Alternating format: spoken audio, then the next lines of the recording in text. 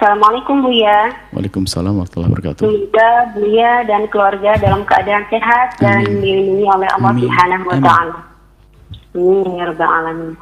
Izin bertanya Buya, kami mengelola sekolah swasta Buya, dan akhir-akhir ini sekolah kami mengalami kesulitan dalam pengelolaan.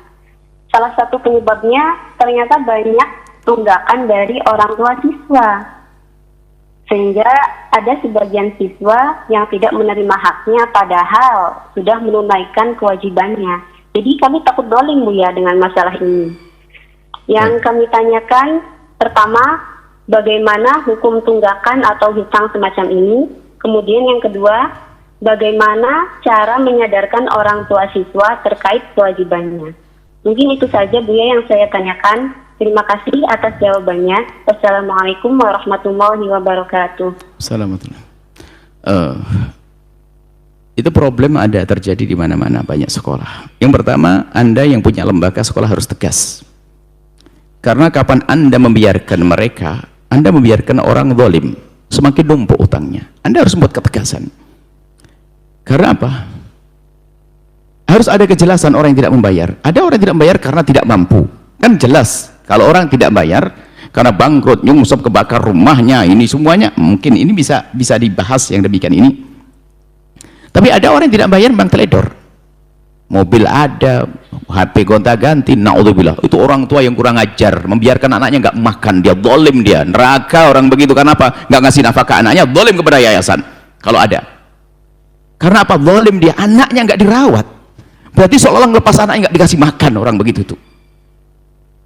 Anda rekaman ini Anda sampaikan kepada wali santri Anda ini, mungkin kalau solusinya Anda sampaikan ini, sampaikan kepada wali santri ini, bahaya banget. Bahkan kadang sebuah sekolah wali santri ditelepon itu langsung ditutup kalau sudah tahu ini penagih. Naudzubillah. Kalau memang Anda nggak mampu, jujur dong, bilang nggak mampu. Kalau mampu ngomong nggak mampu, wah ini niat melarat nih orang. Berarti dia zalim kepada anaknya, nggak kasih makan kepada anaknya. Ada sebuah lembaga begitu, setiap ditelepon tambah marah-marah lagi kadang-kadang. Ajib, sudah nggak ngasih makan anaknya marah-marah. Bentuknya saja manusia, zalim. Saya paling nggak senang kalau orang zalim pada anak. Itu kan membiarkan anaknya nggak dikasih makan dia. Nggak dikasih makan anaknya. Mulai mungkin dari bulan pertama sebelum menunggak, bulan pertama kedua harus Anda kasih peringatan yang berat. Supaya apa? Segera sadar. Kalau ternyata Anda nggak mampu, barangkali Anda, kalau Anda seorang lembaga, Anda punya lembaga, ya dibantu gimana caranya, tapi jelas dong orang nggak mampu. Tapi ingat, kalau Anda pura-pura melarat, Allah Maha tahu loh ya, Anda pengen melarat sebetulnya. Semua kami sampaikan. Apalagi urusan hak, urusan kewajiban kepada anak. Kalau Anda pura-pura melarat, itu sebetulnya Anda pengen, ya Allah melaratkan aku biar aku nggak bayar. Lu melarat beneran tuh, karena apa? Anda sendiri zalim sebabnya, dan dikabul itu doanya. Makanya bahaya banget ini urusan penunggaan itu. Saya menemukan di sebuah sekolah sampai miliaran, ajib. Mungkin atau lembaga Anda berapa Anda dicatat angkanya. Zalimnya jelas kalau orang tua tidak. Orang tua zalim dia. Kadang dia hanya senangnya sendiri lihat. Mungkin dia lihat handphonenya, makannya di mana dan sebagainya. Tapi urusan pembayaran SPP anaknya, masya Allah. Innalillah. Dia orang tua yang zalim kepada anaknya. Orang zalim ada tempatnya di mana coba? Dia membiarkan anaknya. Bukan zalim kepada anak, zalim kepada lembaga. Sehingga lembaga itu bisa menjadi bingung merawat anaknya, sehingga yang lain pun menjadi terkena, sehingga kurang dana dan sebagainya. Zalim manusia begitu. Dan mungkin lebih baik dipersilahkan untuk suruh ngambil saja anaknya. Karena apa? Di rumah Anda harus tetap makan. Di lembaga Anda tetap makan, merepotkan. Tapi kan PP ya hanya sekolah saja. Sekolahnya kan harus bayari. Apalagi pondok, ini kan berlembaga tadi. Pondok kadang-kadang pondok ini masya Allah. Kalau lembaga mungkin tidak seberapa. Pondok kadang-kadang apa? Anaknya makan di situ, nggak pernah dikasih duit, nggak pernah dikirim. Dan kita mendengar berita sebuah pondok, ditelepon bapaknya marah-marah. Masya Allah, itu iblis pakai kopiah putih. Bagaimana? Nggak peduli dengan anaknya. Kalau orang nggak mampu ngadep, saya nggak mampu gimana dan sebagainya. Pasti ada solusi. Paling tidak dikasih tempo dan sebagainya, tapi nggak menghubungi. Kalau jenguk anaknya jauh-jauh. Kalau jenguk anaknya jauh biar nggak ketahuan. Di sebuah tempat. Kalau di sini kan tidak ada jengukan. Di sebuah tempat kalau jenguk itu mobilnya parkirnya jauh biar ada kelihatan kalau punya mobil. Jadi pakai baju biasa, pokoknya biar dianggap dia nggak mampu ini. Kalau di luar, wah gayanya keren, wah gaya-gayaan kayak orang paling kaya sedunia, sombongnya di luar. Giliran ngurusi anaknya kayak orang paling melarat. Naudzubillah. Wah betul dia bakat melarat dia orang gitu tuh. Saya paling sedih karena lembaga harus besar, lembaga harus terus maju. Jangan diganggu dengan orang-orang semacam ini. Bukankah orang tua itu menitipkan anaknya untuk pandai? Di sana ada orang yang anaknya tidak di situ, ponakannya tidak di situ. Mereka berkorban mengeluarkan dana untuk membesarkan lembaga tersebut.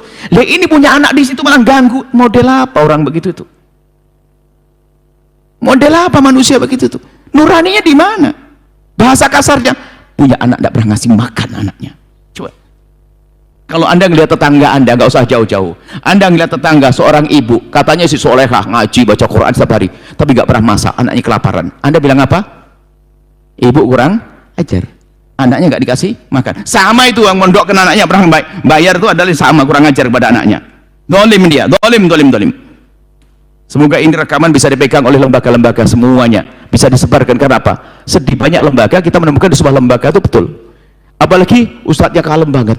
Saya nggak tega nagih, saya nagih, kumisnya naik dia.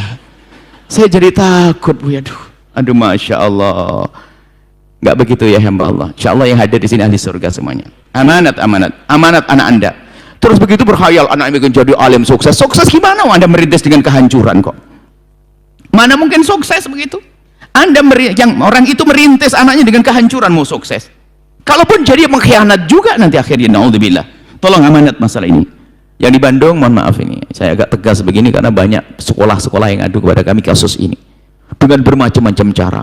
Ada yang nggak boleh kunjung, ada yang nggak boleh telepon, ada yang nggak boleh gini-gini. Anda bilang itu bukan solusi. Solusinya harus sadar dulu hatinya. Banyak saya ingat, hampir setiap pondok. Sampai ada sebuah pondok itu berapa miliar? Miliar, gedung dong. Iya. Terus gimana?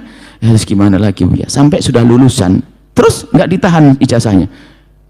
Ya nggak. Loh, Anda nggak tega itu duit siapa? Dia makan duitnya siapa coba? Kecuali bang orang tidak mampu, nyungsep, melarat, bangkrutan, sakit, itu lain cerita. Dia mampu, naudzubillah, hati-hati hamba Allah. Jangan niat melarat dengan berbuat dolim kepada anak-anak Anda. Allah maha tahu, Allah tidak tidur. Biarpun ada sembunyikan dari pengurus, pengurus tidak tahu, tapi Allah tahu.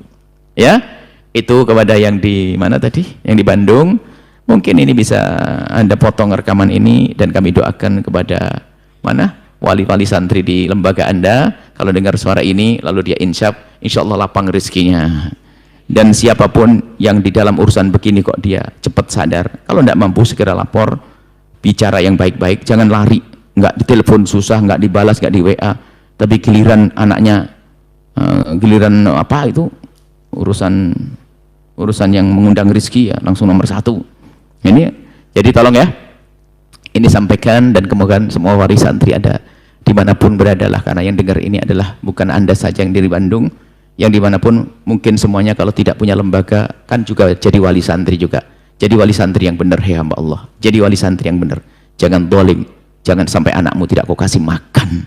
Ingat, jangan sampai anakmu tidak kasih makan, dolim itu. Apalagi tidak kasih makan, bahasanya bang, ngambil miliknya orang lain dengan cara kayak tadi itu. Kejawab mau tidak mau kan dikasih makan sama ustadznya. Duitnya siapa? Berarti kan duit pondok itu. Masya Allah ya. Ini saja bisa kami sampaikan karena penting sekali, betul. Terima kasih pertanyaannya. Kebetulan kami banyak. Saya datang orang ke sini, lalu selalu bertanya. Saya tidak terlalu banyak nih, Bu ya. Kalau di Al-Bahjah gimana solusinya kalau ada tunggaan? Wah ini pengurus nggak pernah laporan banyak tentang tunggaan ini. Saya tanya lagi. Ini banyak orang. Selama datang Ustadz itu selalu ngomong masalah tunggaan. Berarti alangkah banyaknya manusia zalim di luar sana. Tunggaan Allah. Kalau tidak mampu, fakir, terus terang, tentu ada solusi. Yang repot adalah berbohong, pura-pura fakir. Itu artinya dia niat fakir. Ingat, pengurus tidak tahu, tapi Allah tahu.